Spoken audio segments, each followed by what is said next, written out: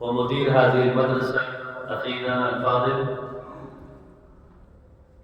المفتي محمد تعريف سليم الندوي، والأخ الإمام محمد إرشاد عثمان الندوي، والأخ الآخر محمد عارف الندوي، والأساتذة والإخوان الحاضرين أمامنا.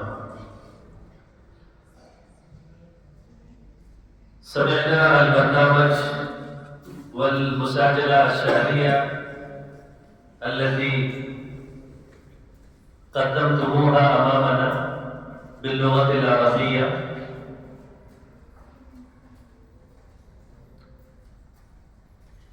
لاحظت بعض الأمور وأنا أقدم أمامكم كي تتحسن الأشعار وحفظها في الأيام القادمة إن شاء الله لكم.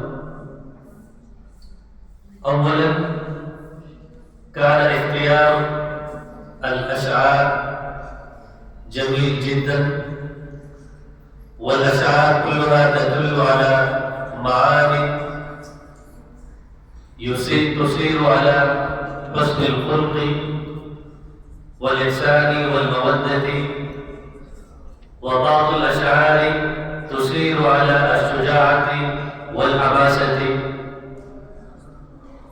وبعض منها كانت في مدح النبي صلى الله عليه وسلم. ولاحظت أيضا بعض الأخطاء في الكلمات. مثلا كان من المساهم قال عزة، والكلمة هي عزة، كلمة من وفعل، يعني فعل من ماضي. وبالأشعار باللغة العربية عندما نختم بيتا نظهر الأعراب أيضا.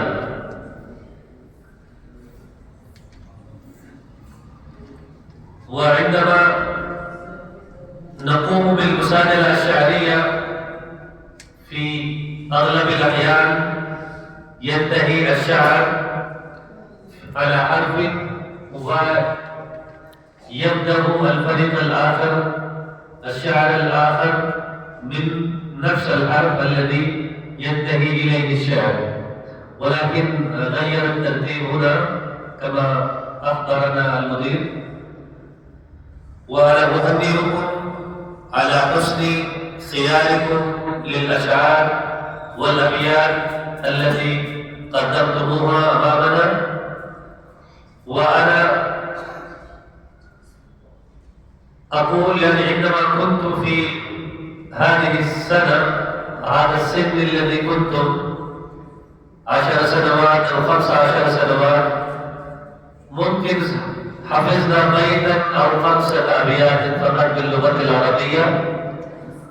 وأنا أقول الآن بعد إكمال الدراسة أنا لا أقدر أن أكمل أو أحفظ أكثر من 20 بيتا باللغة العربية، ولكن أنتم في بداية هذه المرحلة من العمر ما شاء الله حفظتم عدة أبيات باللغة العربية، وهذه الأبيات أيضا تساعدكم بتعزيز وتعجيز الاستعداد والموهبة باللغة العربية وفهمها.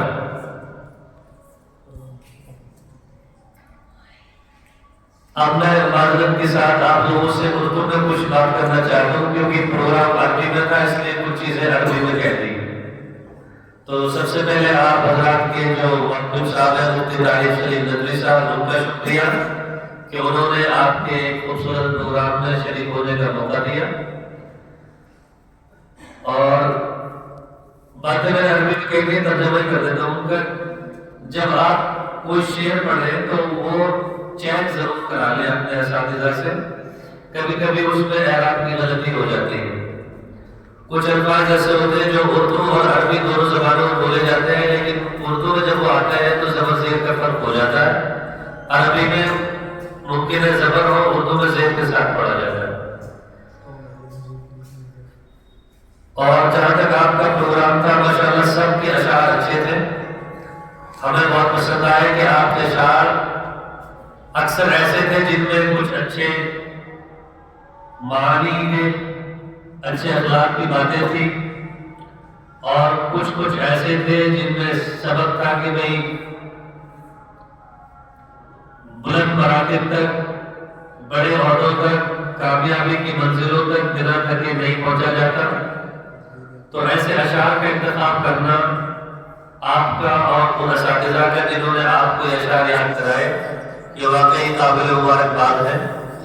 اور عموماً ہمارے یہاں عربی بیت بازی کا رواج نہیں ہے، یہاں نہیں بلکہ اور جگہ بھی کم ہے، لیکن اس بات کے لیے آپ سب اور آپ کا مدرسہ مبارکباد کا مستحق ہے کہ آپ نے ایک نئی طرح ڈالی ہے. نہ صرف اردو بیت بازی بلکہ عربی بیت بازی بھی ہمارے علاقے کے لیے اور لوگوں کے لیے بھی ایک ایسا نمونہ ہے جس کو اگر اور حضرات بھی اپنے یہاں جاری رکھیں گے اور شروع کریں گے تو انشاءاللہ عربی زبان و ادب کے فہم میں ہم سب کا، ہمارے بچوں کا، طلباء کا بے انتہا فائدہ ہوگا. اس کی وجہ یہ ہے کہ اشعار میں بعض ایسی چیزیں استعمال ہوتی ہیں، ایسے مصطلحات، ایسے حکم و امثال ہوتے ہیں کہ جملے میں ایسی جان پیدا ہو جاتی ہے کہ سننے والا ایک دم اس کے کان کھڑے ہو جاتے ہیں کیا اہم بات کہنے کے لیے. اور پھر یہ تو ہے کہ بھئی مشہور کے اشعار میں وہ خاصیت ہے کہ آپ نثر میں 20 صفحے لکھے اور شعر صرف 1 ہوتا ہے. تو اس لیے اشعار کسی بھی زبان کی فہم میں اور اس کی خوبصورتی میں بہت بڑا کردار ادا کرتے ہیں. آپ لوگوں کو ممکن ہے اس وقت اس کا اندازہ نہ ہو کہ یہ آپ کو مستقبل میں کتنا فائدہ پہنچانے والے ہیں، لیکن جب آپ بڑے ہو جائیں گے تو یہی اشعار آپ کو اپنی بات دلیل کے ساتھ پیش کرنے میں بڑی مدد کریں گے. تو میں آپ سب کو مبارکباد دیتا ہوں اس خوبصورت محفل کے سجانے کے لیے، اور آپ کے اساتذہ کو، ذمہ داران کو کہ انہوں نے آپ کو عربی بیت بازی کا ایک نیا طریقہ اور ایک نئی طرح ڈالنے کا موقع دیا ہے. انشاءاللہ اس سے آپ سب کو مستقبل میں بہت فائدے ہوں گے. ان سب باتوں کے ساتھ ہی میں آپ سے اپنی بات ختم کر کے اپنی جگہ لیتا ہوں.